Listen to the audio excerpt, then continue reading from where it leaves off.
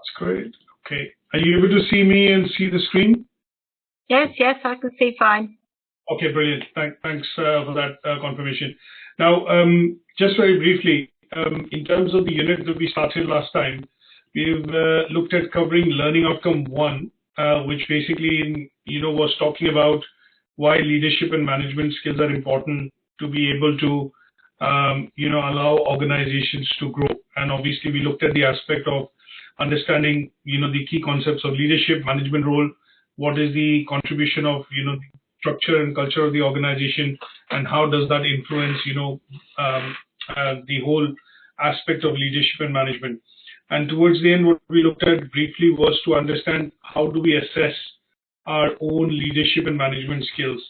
So with regards to, the learning outcome 1, if I just quickly scroll down to what I mentioned initially was that if you could go through some of the self-assessment tools and look at doing some self-evaluation in terms of where do you stand in terms of your leadership style, how do you classify, your management style, what are the skills that you kind of exhibit towards leadership, and what skills and traits that you have towards, management. We also briefly looked at the differentiation of, differences between leader and manager, and we took up some examples primarily of Apple as an organization last time, when we differentiated between somebody who, let's say Steve Jobs and Tim Cook's. The idea was to differentiate between the two and to highlight the differences which classify, or skills or traits which classify leaders, and skills or traits which classify managers. Taking that understanding a bit further today, what we're looking at doing is, after this unit was closely related to leadership and management or strategic management, because in that unit we understood the concepts of leadership, theories of leadership, we understood management and management styles, and towards the end, what we did in that unit was to primarily understand how leadership and management influences the development of organizations, or why they are important as concepts when we look at continuation of an achievement of business and objectives within the organization. Now, this unit links into that because it then looks at the role of self in terms of self-learning, training and development, and what is the importance of training and development to be able to develop these skills within the existing employees or staff within the organization. So the first outcome focused on understanding and refreshing some of that concept in relation to understanding these, why they are important. And in the second and third learning outcome, we are going to be focusing on understanding how do we create a document or a living document, which basically looks at identification of what kind of skills are required when you work within a particular job role. So if you work as a marketing manager, you work as a manager for a charities, you work as in operations as a person or as a manager, then how do you understand what kind of skills are required to be able to manage staff, delegate jobs, get the work done at the end of the day, and also to understand the strategic objectives of the organization and align the workforce or the people that you manage to be able to get that outcome, or get that output from the employees to achieve that goal and objective set. So in today's learning outcome, we're going to be focused on understanding learning outcome 2, which is to understand and take into account how do we look at managing our own development within the organization of leadership, and also how do we develop management skills, and how these two look at relating to productivity, efficiency, and overall company's performance as far as the concepts are concerned. So what I've done for today's discussion is I've got a few slides which I've put together, and the idea here of these slides is primarily to look at covering definitions of key terms like, when I look at developmental opportunities, when I look at how do I develop skills, how do I develop knowledge, we will look at some of the key concepts of how people look at developing skills, knowledge, or acquire skills and knowledge. So we're going to be looking at some of the key terms like coaching, mentoring, networking. What do they stand for? What do they mean? And then what we're going to do is, in the second part, look at creating, in the session, a personal development plan. And before we do that, we will utilize some of the skills audit techniques that we've used in learning outcome 1. If you haven't done that, we will do that here on the session, and then look at how do we, once we've created this living document, which is in in some businesses, organizations, it is also called the CPD, Career Professional Development. But when we do it create this document for ourselves and we review it, it is called the Personal Development Plan, or PDP. And if somebody reviews it in the organization as a manager, as your superior, and it is linked to your performance appraisal, then it will be called a CPD, or things or skills which are required for you to be able to current and be very have the output and be current in your job, and skills which are required to be able to perform those responsibilities. So I've got one or two templates which I'm going to send across, and these are templates which I've just briefly created as extracts from one or two learner pieces of work. But the idea would be to have something on this sort developed to cover the second assessment criteria, which talks about constructing a PDP, and the third assessment criteria 2.3, which talks about how do we manage this document by filling in relevant details, which could be aims, objectives, activities, and smaller tasks with timelines that we are able to achieve. So let's start off by a bit of discussion in regards to the key requirements of why is the concept of leadership, or why is the concept of management development important to an individual and also to an organization. So very briefly, if I look at it in layman's terms, from an individual perspective, most people working within the organizations are looking at growing, getting more responsibility, or growing in their role, as I call it. So when you look at development and when you look at personal or career development, you're looking at acquiring skills, attributes, or experience which is required to move up in your career. So when I look at from an organizational perspective, you only get promoted, or you get, for example, higher responsibility, or you become head of a department because you start to exhibit and show certain types of skills which are required to take the organization forward. So from an employer perspective and a personal perspective, leadership development starts very early in your career. And at some stage, all the experience that you're acquiring is essentially helping you shape your personality, and also the skills that you're acquiring with the experience that you gain while working within the organization helps at some stage to develop your traits and certain qualities that you exhibit when you get into a leadership role. So here what we look at is leadership development is important both for the organization and also for the individual, because it represents your graph. If you look at your graph within the organization, it requires portrays your movement or progression in your career within an organization.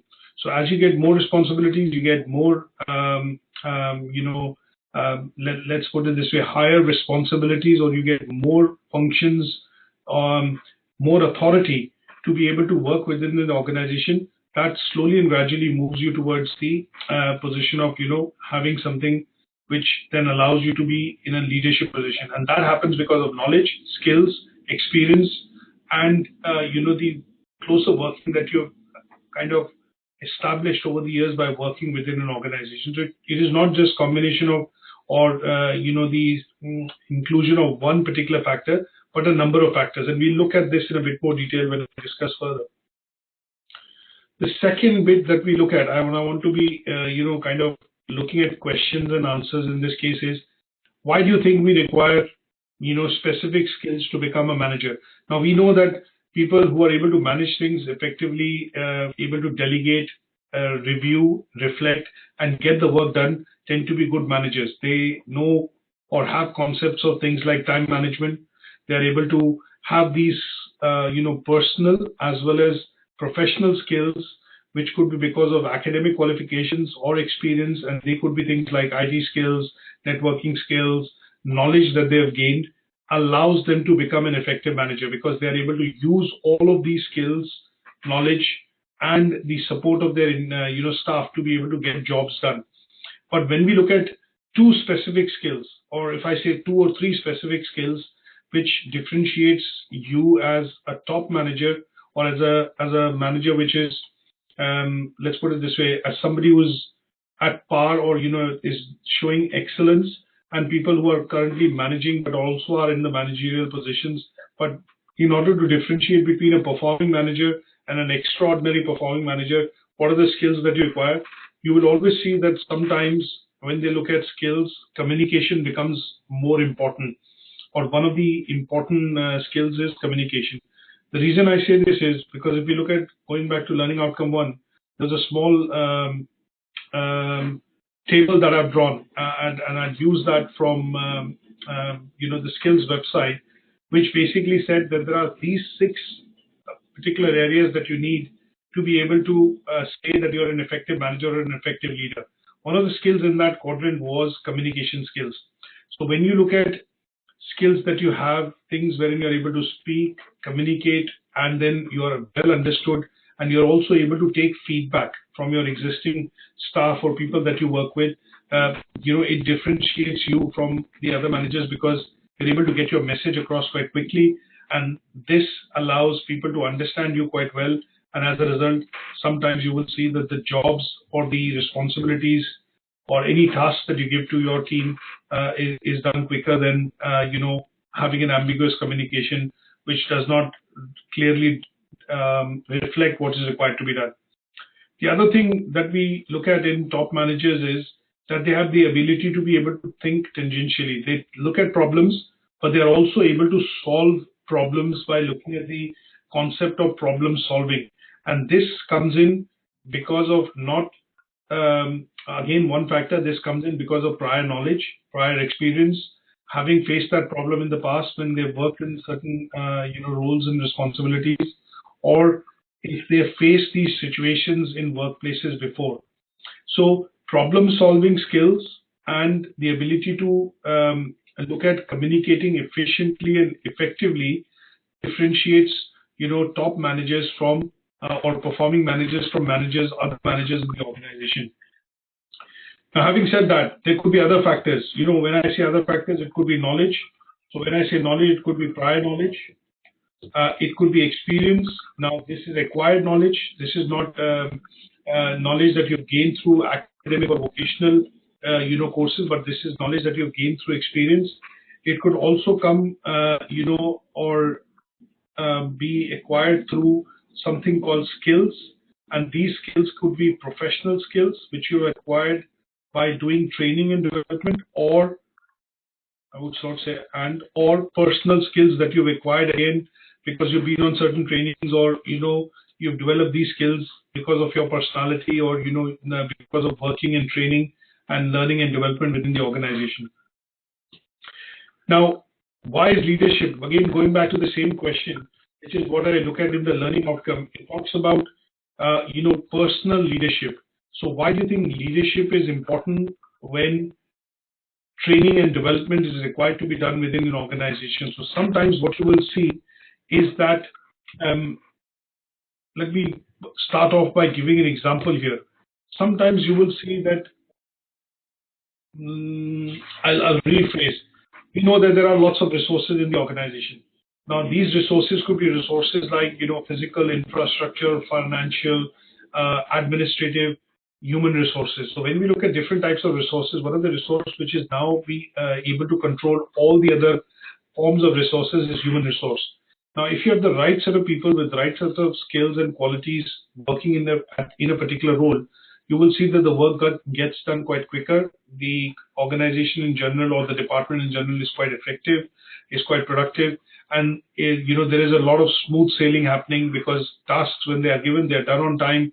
Activities, when they are given, they are done on time, and things in terms of timelines are met, and the aims and objectives or the goals which are set by the management or the team managers are easily met.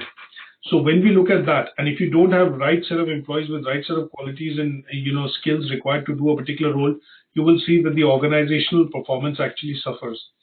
Now here, the role of the training and development manager within the organization, or somebody who has the responsibility to lead that team, or let me put it this way, when I say lead that team, means somebody who has a responsibility in terms of running a department, running a team, or as a team leader has the responsibility. That person also has the responsibility to be able to recognize that if there are gap areas which are picked up in performance appraisals, or which are picked up during certain activities which are done on a quarterly, 6 monthly, or annual basis, then it is their responsibility to put, corrective action plan caps in place so that these people, so that employees which have gap in those areas in terms of skills, they are able to, kind of train and develop those skills to be able to perform and, effectively work within the organization. So in short, what I'm trying to say here is that one of the key roles which people with managerial or management responsibility have within the organization is that they need to show leadership, so that that leadership is to identify gap areas, learning and training requirements within their staff, and then put them into those training and development programs so that they are able to perform better in their job roles. So the importance of training becomes paramount, and you will see that all modern day organizations today, when we look at all organizations, small, medium, large organizations, public sector organizations, there is a wing or there is a department within the organization which manages training and development.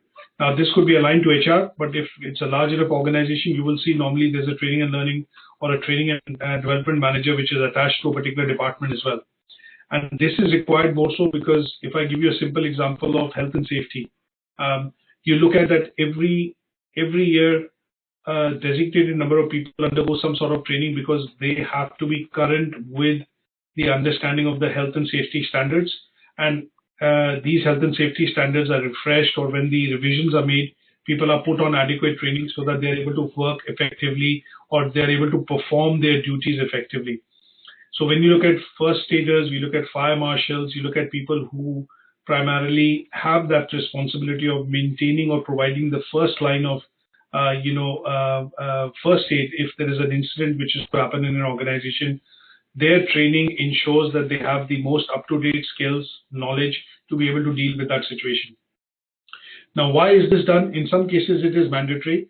But when you look at organizations, sometimes organizations, when they do, now when I say, I should not use the word sometimes, but when you look at organizations, when they do performance appraisal, areas which are picked up as areas when the employee is lacking a particular skill, which does not allow the employee to or the staff to do its job effectively, they are noted down as areas of improvement. So here, one of the key things that we look at is that sometimes you will see within organizations, because of politics, because of bureaucracy, because of other factors, relevant employees are not picked up for trainings, and that is where you see at some stage the performance of the organization lacks. So there is a leadership aspect required in ensuring that relevant employees are given the opportunity to train, develop, and then perform well within the organization. And that is also a point where leadership is expected from managers or people who manage or supervise staff. Now, if I add a few things to this particular equation, we talk about things like, and we hear things like that if people have the right kind of training and right kind of information, you will generally see that the job gets done first time. It also shows that sometimes when you look at increasing efficiency within an organization, it is almost certainly linked to training and development. So when you look at manufacturing organizations, when you look at services organizations, they are continuously doing training and development because this brings across the aspect of improvements, corrective action plans, which allows employees to develop skills to be able to perform better in their roles and responsibilities. Now, how does this happen? It is easy to say that training and development does this, training and development does that, but what does training and development entail? Now, training and development can happen through various ways. Training can happen through self-managed learning. That if I read books or if I look at attending some professional webinars or go to certain professional events, I can do training at my own, but this is something which I'm managing personally.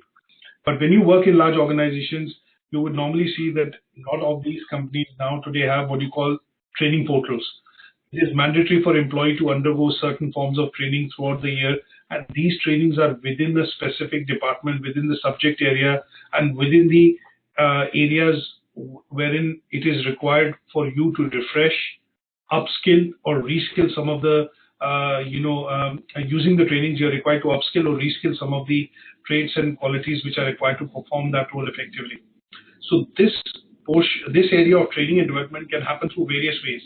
What are these various ways? We look at ways like observations, we look at coaching, we look at mentoring, we look at networking, we look at professional body affiliations or professional memberships that you take of different bodies. Sometimes these can also happen through CPD portals or portals which are developed by companies to have these trainings again and again, and they try and not outsource this but develop this in-house, and you have a training and development manager, and there's a portal through which they can continuously serve these trainings for the employees to be able to get onto. An example that I would give here would be if you look at call center or organizations or companies in which there is high employee turnover. Most companies over the years have developed their own skills or training portals wherein they expect employees to come in. When they join, you go through an induction training, you go get an employee handbook, you look at basic trainings on health and safety. Depending on the sector that you're joining in, you get these basic trainings so that, and these trainings are automated through the portal. So you are getting onto the training and you're observing and you're basically picking that up in terms of what is required to understand the knowledge, and then you move on. Some of these trainings could also lead to the development of, personal skills, professional skills, and leadership skills. Now, when we differentiate between these skills, we look at, personal and professional. So if I say that I have networking skills, I have skills wherein I'm a good public speaker, or if I say that I have skills wherein I have problem-solving skills, these would be classed as, personal skills that you've gained either because of tacit knowledge or knowledge that you've gained over the years because of working within organizations. But when you say that you've gained skills and they are backed up by certification, they are backed up by some sort of, recognition that you've gained. So these skills could be because of you've done some sort of a qualification, which could be academic in nature, vocational in nature, and these could be skills which you've also picked up with experience. But with experience, you've also had a number of trainings which have helped you to develop those skills. And at the end of it, you have a certification, some sort of, a documented paper which clearly testifies that you've gained these skills. Now, when we look at this, it differentiates how sometimes you will see that in the last 2 decades, when we underwent a lot of trainings after post 2000, companies introduced the concept of something called you get 1 point towards your CPD or 2 points towards your CPD, or this training that you do actually gives you 2 hours towards your career professional development. So a lot of organizations started to maintain this as a professional activity, as an activity which allows the individual to develop within the organization, and that development over the years has transformed into a structured training and development program within the organization. And most companies that you see today, or most places of work that you work, you will see that along with your performance appraisal, a lot of organizations today also maintain something called a document, which is called the Career Professional Development Document or a Personal Development Plan.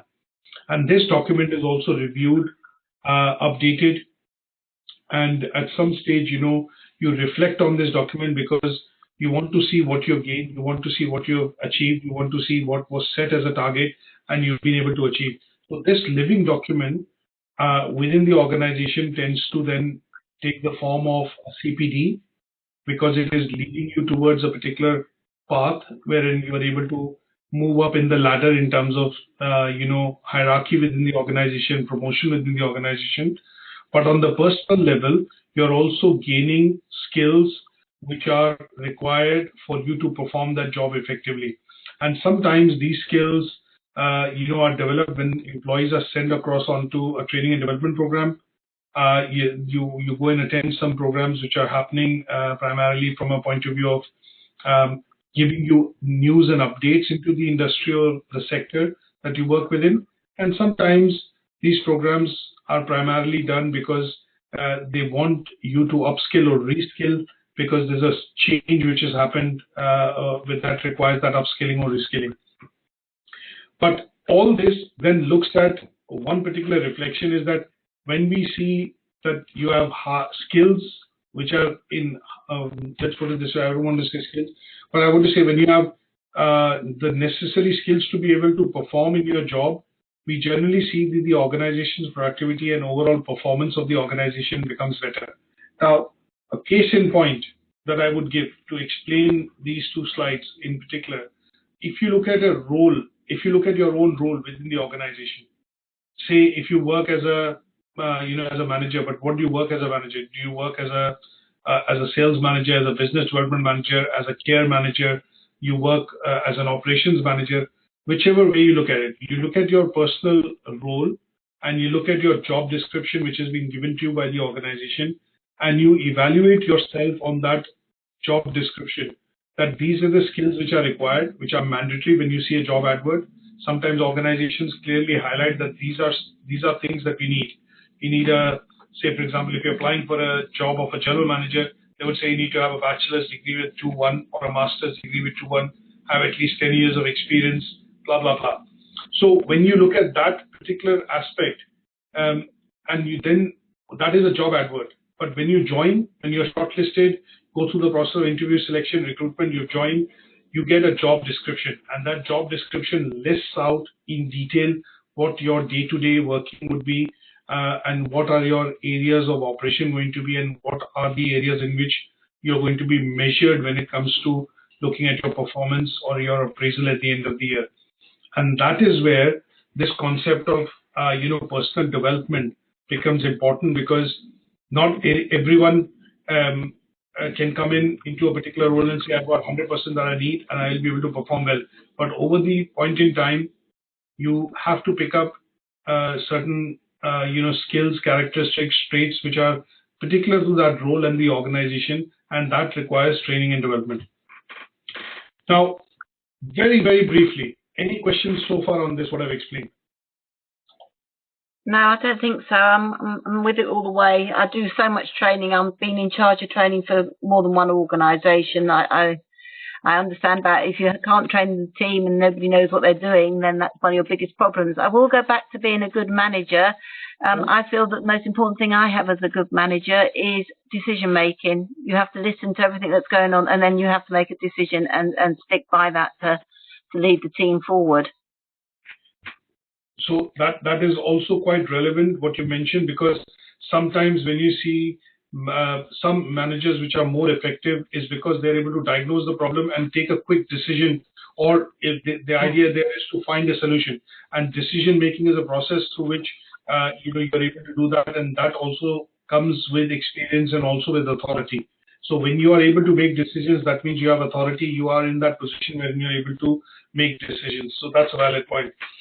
Now, very briefly, going into some concepts of what is actually present in the indicative content and how do they lead into leadership and management, roles. Now, when you look at coaching, what is coaching? Now, coaching is a process which basically looks at, you do a coaching in the sense that you're working with somebody to be able to pick up knowledge or pick up a certain skill, or, understand how these things are fundamentally done. So when you join an organization, sometimes what you're done is you're put on with somebody to say, okay, can you work with this person for a few days? And that person, you are observing that person, you are trying to basically pick up and, follow some of the things that is required to be done. And that is a quicker way of getting somebody adjusted into a role. So the purpose of coaching is primarily to look at improving maybe an individual's performance on the job, but also to help maybe that individual pick up that job or get settled in that job quite quickly. Coaching tends to be normally done wherein you can pick up certain things by observation. You can pick up things by working in tandem with someone, and sometimes you would see that some of these skills and traits that you want to quickly transfer over, people normally tend to work or create teams or groups in which you work within the group and you are being observed, or you are being coached by an individual to be able to pick up certain skills or traits. Now, if I have to look at another concept, which is mentoring. Now, mentoring tends to be, coaching is short-term, is short-lived, because of the fact that you can only pick up certain things by working with somebody in a shadow role or shadowing that person, and that tends to be short-lived or short-term.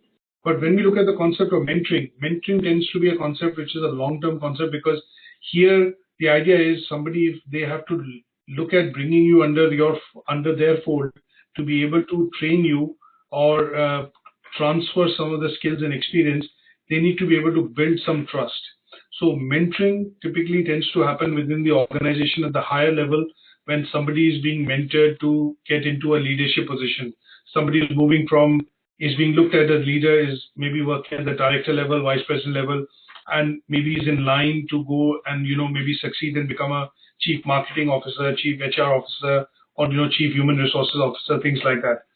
Coaching tends to be done at lower levels, wherein you're basically looking at the operational level, wherein it is done primarily to pick up quickly and transfer certain understandings, the way of work within the organization. So coaching tends to be more of a process which is formal, but mentoring tends to be a process which is more informal. So basically, this concept, why we are picking up this concept, is that this is also, both these concepts, coaching and mentoring, also help in the process of something called leadership and management development. And depending on the organization or the type of business that you work in, or the kind of role that you have, you will see that consciously leaders or managers put you into coaching or mentoring roles. And the reason why they do that is sometimes they want rapid transfer of skills, rapid transfer of experience happening from one position to the other, so that you are able to hand that role over to somebody and move into a senior role or a different role which the organization wants you to take up.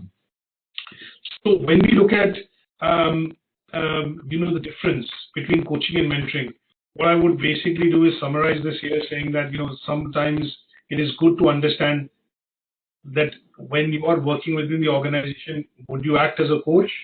Could you be asked to act as a coach or coach somebody, or would you be asked to be a mentor or mentee? So that concept is something which is also important for personal development, and that is why this particular slide on the concept of coaching and mentoring. Now, one of the other things that we look at, without going into too much details on coaching and mentoring, but one of the other things that we look at is we talk about the concept of networking. Now, when we talk about the concept of networking, we understand that it is building contacts, working within the organization, able to build relationships, so that you're able to get sometimes, some favors or incentives to be able to get some things or tasks done more effectively. And sometimes you see that these kind of qualities are required when people work in managerial positions, so that they are able to build professional networks, and those networks actually enable some of the tasks and activities to be done more efficiently or much quickly, because they know which buttons to press or who to speak to in terms of right positions, right roles, and then that allows that concept of networking to kind of help them achieve certain let's put it this way, goals and objectives quicker than if you went through a structured route. So when we look at the concept of networking, why is it important specifically in modern day organizations, is because when you meet somebody for dinner, when you meet somebody for a coffee, when you meet somebody outside, when you have an informal meeting, when you're meeting somebody which is to pick up, let's put it this way, the whole concept of networking or whole concept of you meeting somebody is to basically look at the exchange of information, ideas, maybe look at the process of, to a certain extent, understanding how and where the things are not working or working. And this happens at an informal level. Sometimes you will see there are professional networking events which are organized by organizations, and what most companies would have is some sort of a membership to that body, professional body, and they designate or allow individuals who are in those positions, maybe as head of departments or managers, to be able to network and have those professional body memberships, so that they can try and do networking and bring some best practices back into the organization. So now the concept of networking is quite broad, but the idea of including it here is that, again, when we look at management and leadership, people who become successful managers and people who become successful leaders, one of the skills that they have acquired over the years is the process of how networking is done and the importance of why networking is done. And they understand how this can help sometimes achieve objectives, or sometimes let's put it this way, provide information which is required to get some jobs done easier or quicker. In healthcare, if you don't have a good networking relationship, and I spend most of my time doing networking, we have professional networkings which are actually run by NHS staff. We don't know what's going on because the systems and the process change so much and so often. You just don't know. And at the moment, we're all booked up for most of April to do all the new networking because all of the new release of money. We're all very funded from various organisations, and everybody's grants have all run out now. So on the 1st of April, we will spend the next 3 weeks of April professionally networking amongst social care and healthcare and the voluntary service to find out who's got the money to do what type of work. Absolutely. So networking is absolutely vital. Vital. So and that the point that you made is very correct, and I will basically extend that slightly, is that at a certain level, when you work within the organization, networking becomes more important than probably training and development, because sometimes the transfer of information, flow of information, or relevant facts can happen much more in a quicker, efficient way through networking rather than training and development. So when we look at leaderships and when you are in that leadership or management position, networking is one of the most important traits which organizations look at when they recruit you into that particular role, or give you that particular position, or when you're recruited for that position. Now, having understood some of these broad concepts which are required for you to develop leadership and management, so we see sometimes, if I look at somebody who's at the very, let's put it this way, somebody who's at the very beginning of their career, for them personal skills are more important, because that is what academic and personal skills are important, because it differentiates them and gets them, allows them to put their step into the door or get that job. At a certain stage in your career, when you put in a number of years of experience, 3, 4, 5, work within 2, 3 organizations, you also then inherit, gain, and have some experience which adds to your academic, personal skills and strengths that you have. At some stage, when you are working within the organization, you put in a number of years, 10, 12, 15 years, these skills then need to translate into skills which allow you to develop your personality into becoming a effective manager or a leader. And that is where training and development starts to kick in after a number of years that you work within the organization. The organization sees that you're loyal, you are motivated, you're contributing positively, and then training and development starts to kick in.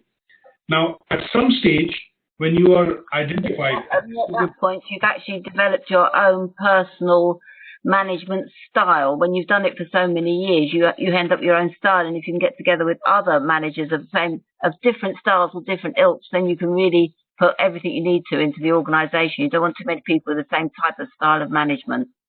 Absolutely.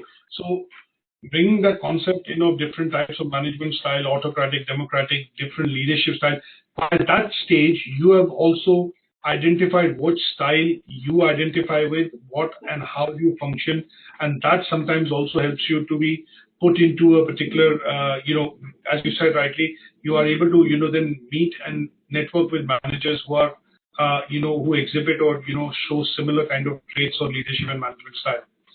Now, having discussed some of these key concepts, what we want to be able to do is now look at assessing individual qualities, traits which define or help define your leadership and management style.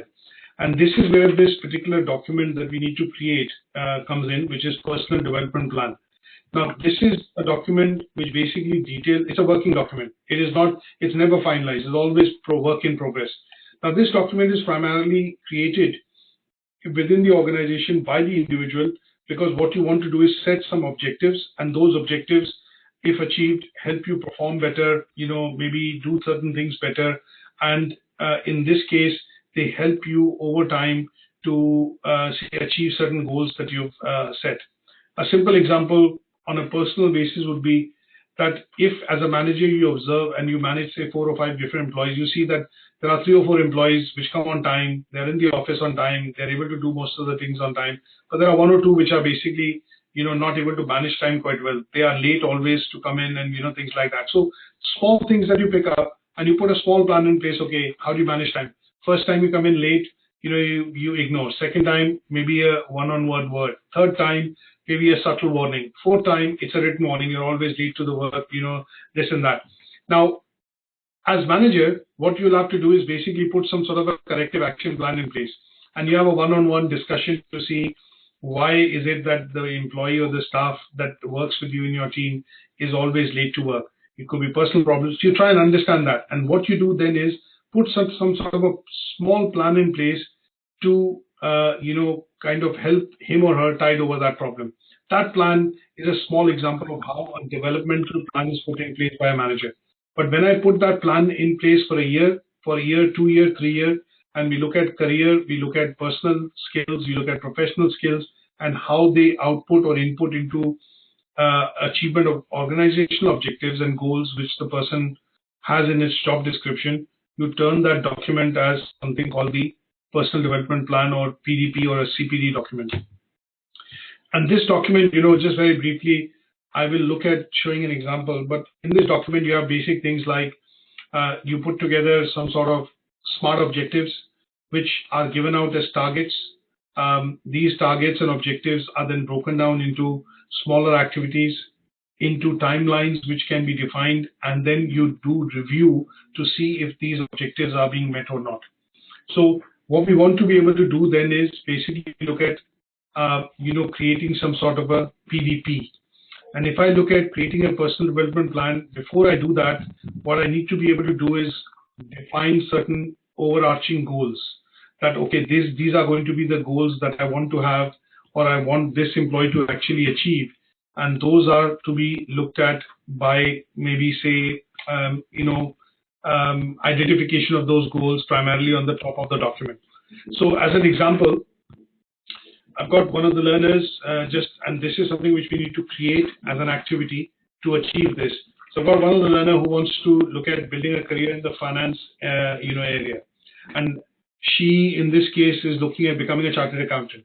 So when I look at, her plan, she basically is her overarching goal as of now, because she's a student, she's studying, she's going through, the uni. What she has done is she's joined bachelor's in accounting and finance, but one of her clear goals is to complete the bachelor's and then apply to an organization to get the chartered accountant status.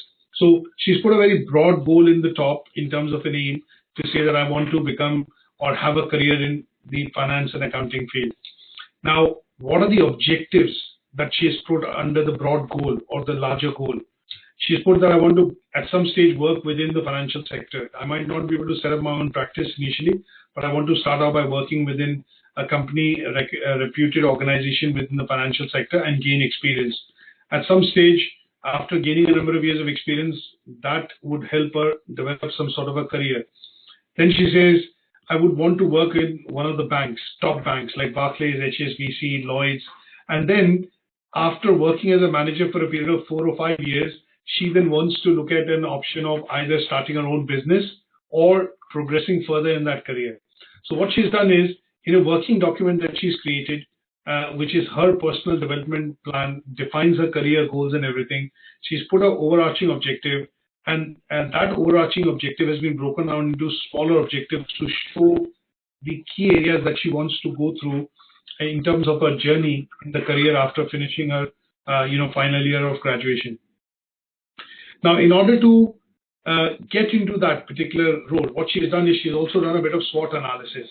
And the SWOT analysis is done because it allows you to identify your weaknesses and the threats that you have in terms of the career that you're trying to, or that she's trying to pursue, or in this case, the skills that she needs to develop. And obviously, she knows because of the SWOT analysis what her strengths and opportunities are going to be. So in terms of her strengths, she says, I'm doing a qualification which is very sought after in the market. She says, I've been able to develop a bit of a network because I'm attending a lot of guest seminars which are being facilitated by the university. And she says her IT skills are quite good.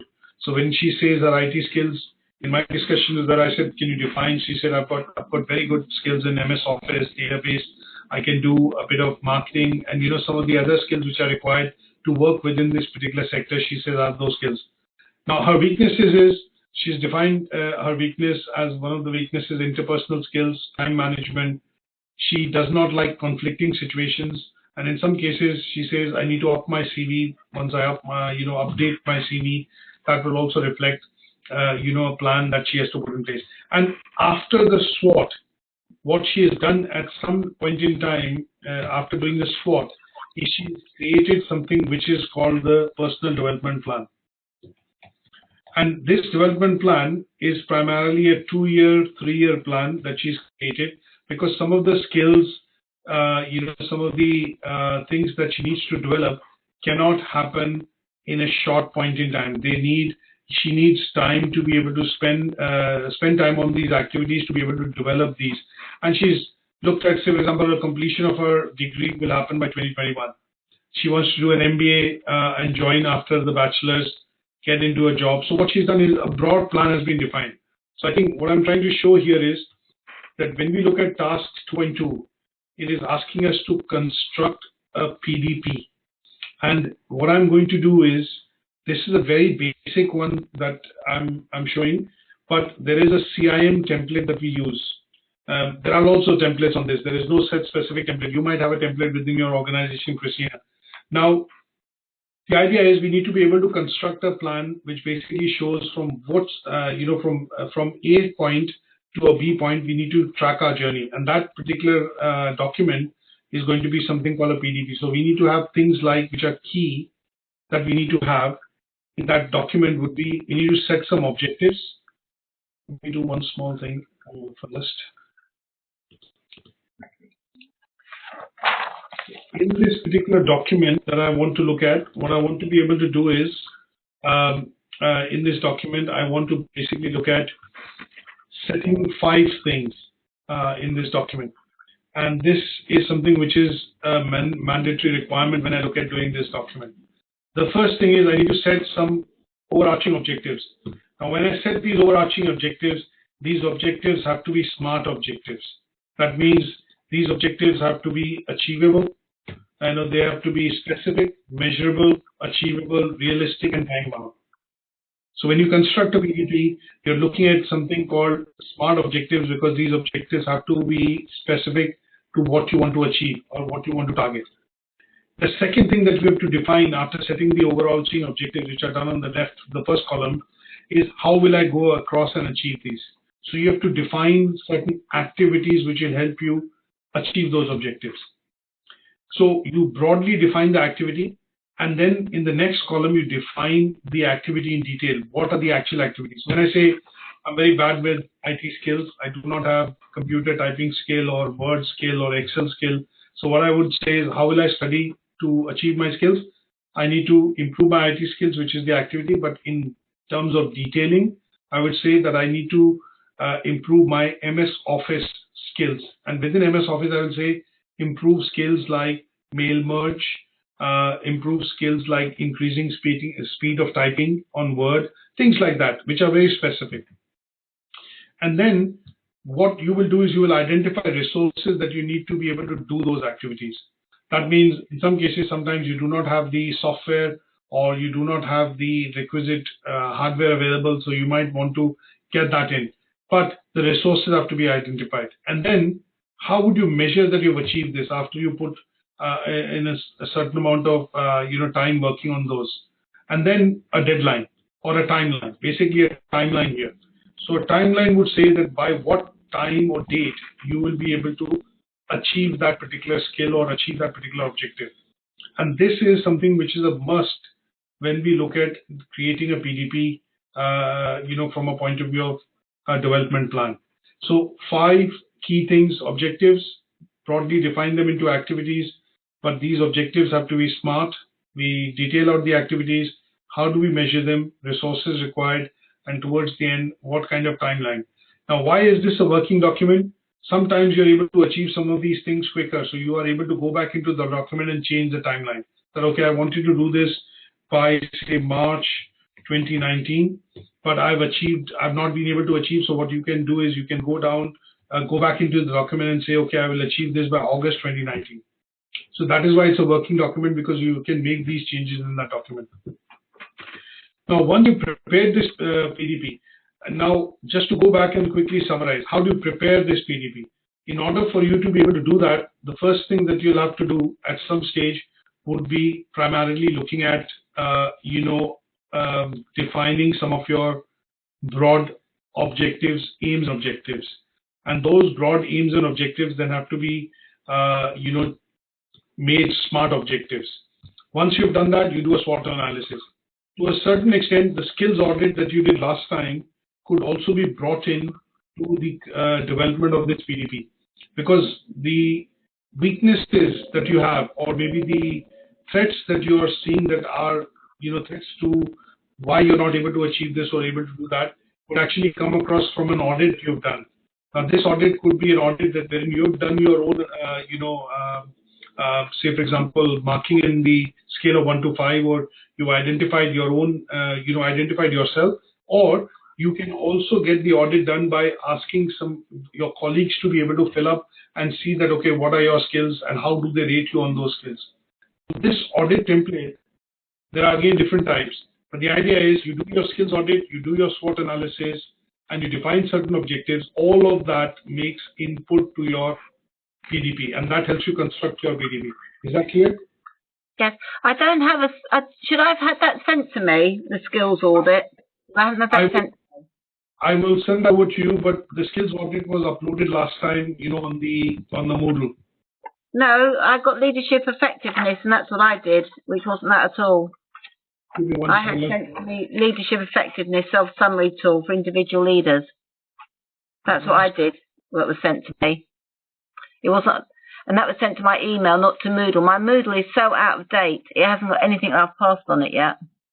Right, okay, so yeah, it was the leadership effective template.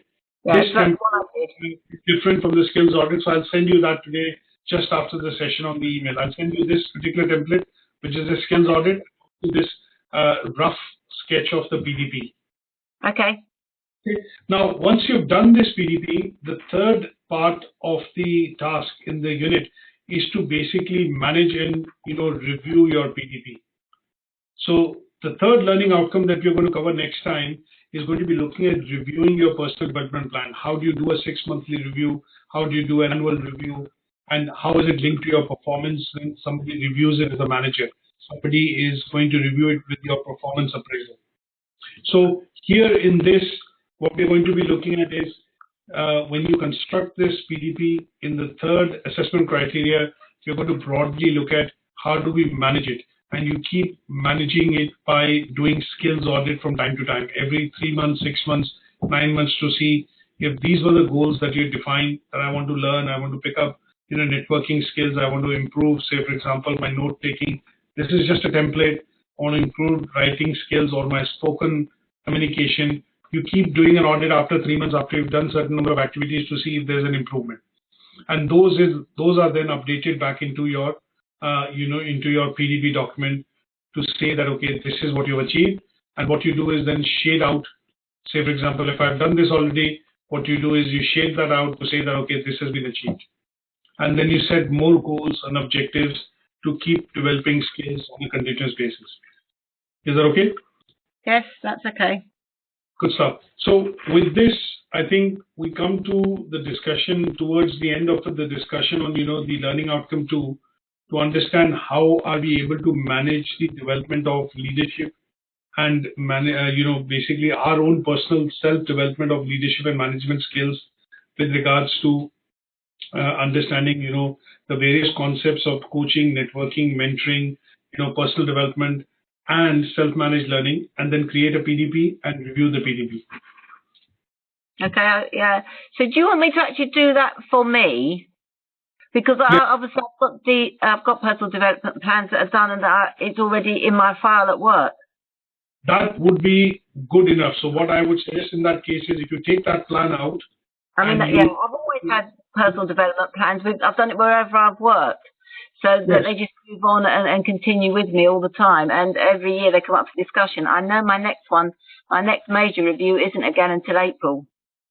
So my suggestion to you would be you do not need to do anything significantly different in that. Just use that plan, and that will become an evidence towards your task 2.2 and 2.3. The only thing that you need to address is the task 2.1, which will be primarily a bit of written work to say why, why is the development of, why is personal development important when you look at, management and leadership skills. Okay. Okay? Yeah. Handout 2.2. I don't have any problem because not only do I do this for myself, obviously I have to manage it for my staff.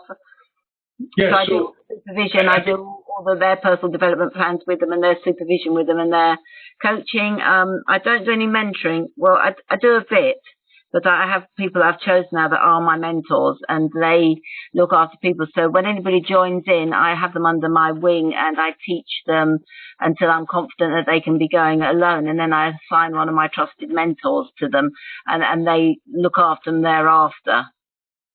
That's absolutely fine. So basically, my suggestion to you would be that if you're able to pick that up and then use that as an actual working template and submit an extract of that into the assignment, that will be good enough. You do not need to create that document separately.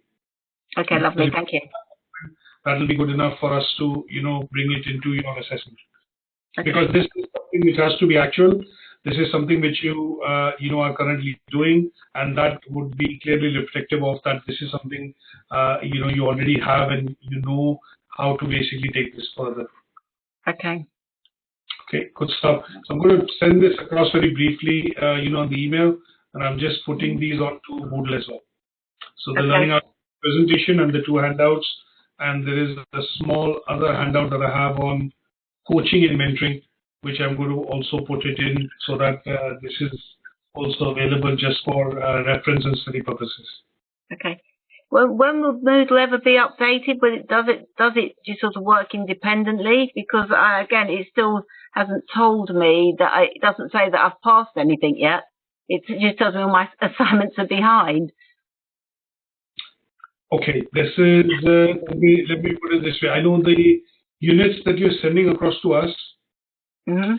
You receive them back with regards to the front cover sheets. Yep. That is signing you off for those units. So I know that we've signed you off for unit 6.14, managing finance, international healthcare policy, and the research one you're currently doing. Yeah. Okay. So, well, I'll just leave it like that then. It'll be because I've got the front sheets, but it is quite worrying when I look at it and it hasn't my Moodle account hasn't changed from the day I started really. Okay, I'll have that looked into straight away. Just after the session, I'll look into it straight away. And the reason I say that is this is something which I know you mentioned a couple of times, so I'll have this looked into right away. Yeah, okay. I don't know quite why. I know that I've got the front sheets back. I know that they're passed, so I'm not bothered that, but it is sometimes a little bit disheartening if you go to it and you find that I'm looking for something and I think, well, I haven't got any assignments outstanding because the first thing that comes up says it's outstanding. This is outstanding, that's outstanding. And I'm thinking, no, it's passed. Now, I think, this is a bit that, I'll be honest with you, I think this is a bit that we do not actually follow through upon Moodle. Reason being that, there are different set of learners which have joined at different times, and sometimes it becomes difficult. So if we change timelines, it changes for everyone.